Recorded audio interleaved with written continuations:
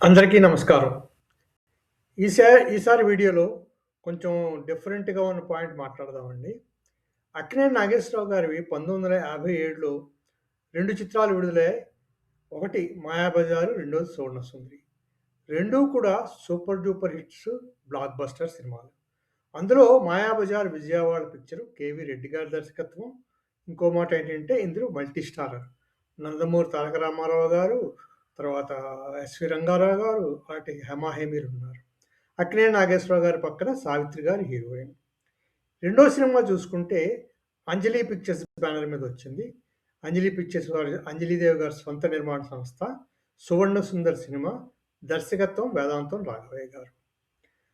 'మాయాబజార్'కేమో music Ghantasala గారు.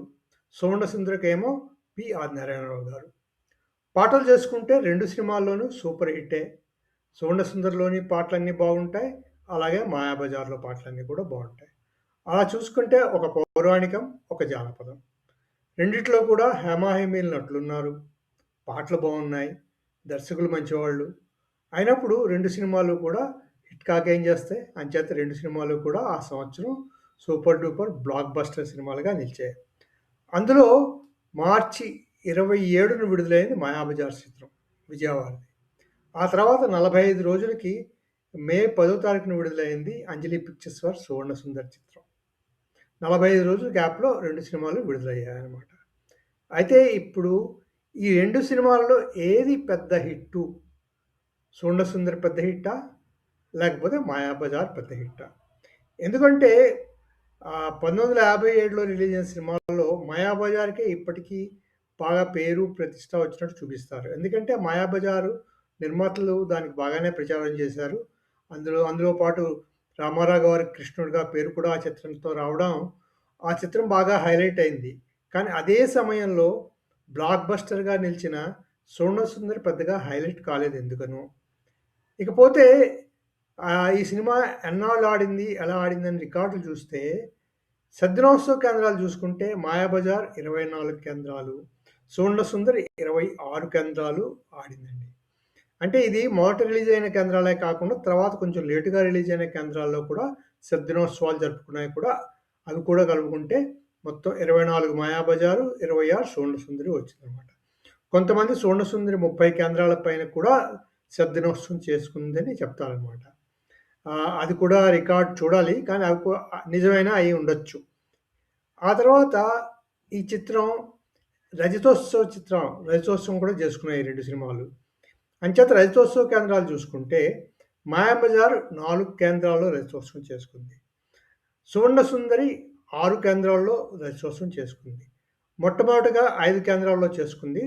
తర్వాత నిజామాబాద్ జిల్లా బోధన్‌లో 6 కేంద్రంగా రజతోత్సవం చేసుకుంది. ఈ రెండిటికి కూడా ఆ రోజుల్లో పేపర్ కటింగ్‌లు అవి కూడా ఉన్నాయి. అది ఒక విశేషం. అంటే 'సువర్ణ సుందరి' రజతోత్సవంలో 2 కేంద్రాలు 'మాయాబజార్' కన్నా అధికంగా చేసుకుందని చెప్పుకోవచ్చు. ఎందుకంటే ఆ రికార్డ్స్ కూడా పేపర్ కటింగ్స్ కనిపిస్తున్నాయి. 'మాయాబజార్' పేపర్ కటింగ్ రజతోత్సవంది ఎక్కడా కనిపించలేదు. అందుకని అది పడడానికి అవ్వలేదు. ఆ తర్వాత ఇంకో విశేషం ఏంటంటే, అంజలి పిక్చర్స్ వారు ఈ 'సువర్ణ సుందరి' రజతోత్సవం సందర్భంగా ఒక ప్రత్యేకంగా పేపర్‌లో ఫుల్ పేజ్ అడ్వర్టైజ్‌మెంట్ ఇచ్చారు. అనుబంధం అని చెప్పేసి. 'సువర్ణ సుందరి' రజతోత్సవ అనుబంధం అని ఆ రోజుల్లో పేపర్‌లో మనం ఒక ఫుల్ పేజీలో యాడ్ ఇచ్చుకోవచ్చనమాట. అలా ఇచ్చారనమాట యాడ్. దాన్ని బట్టి కూడా ఎన్ని కేంద్రాల్లో రజతోత్సవం చేసుకుంది, ఎన్ని కేంద్రాల్లో సద్దినోత్సవం చేసుకున్నది అన్నది తెలుస్తుందనమాట. అదండి విశేషం. ఇది చూస్తే మీకేమనిపిస్తుంది? 'మాయాబజార్' పెద్ద హిట్టా? 'సువర్ణ సుందరి' పెద్ద హిట్టా? అనుకుంటే యాక్చువల్‌గా చూసుకుంటే 1, 2 కేంద్రాలే డిఫరెన్స్ ఉంది రెండిటి మధ్య. అంటే 2 బాగానే ఆడాయనమాట. 2 బాగా ఆడి బాగానే డబ్బులు చేసుకున్నాయి. కానీ 2 కేంద్రాల్లో లాంగ్ రన్ ఉన్నది 'సువర్ణ సుందరి' సినిమాకి. అంచేత చూసుకుంటే 'సువర్ణ సుందరి' కొంచెం బెటర్‌గా ఆడుండొచ్చు 'మాయాబజార్' మీద. అదే అండి.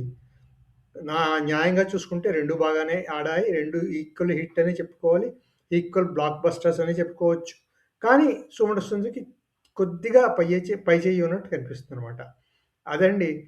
అక్కినేని నాగేశ్వరరావు గారు 2 సినిమాలు ఒకే సంవత్సరంలో విడుదలై, 45 రోజుల తేడాతో విడుదలై, తర్వాత 2 రజతోత్సవ చిత్రాలు, బ్లాక్ బస్టర్ చిత్రాలు. ఒకటేమో పౌరాణికం, ఒకటేమో జానపదం. వాటి వాటి మధ్య జరిగిన పోటీ ఇదనమాట. ఇది కూడా సరదాగా వీడియో చేయాలనిపించింది. అందుకని ఈ వీడియో చేశాను. ఈ వీడియో ఎలా ఉందో చెప్పండి. మీకు నచ్చితే సబ్స్క్రైబ్ చేయండి, షేర్ చేయండి, లైక్ చేయండి. మళ్ళీ ఇంకో వీడియోలో కలుసుకుందాం. అంతవరకు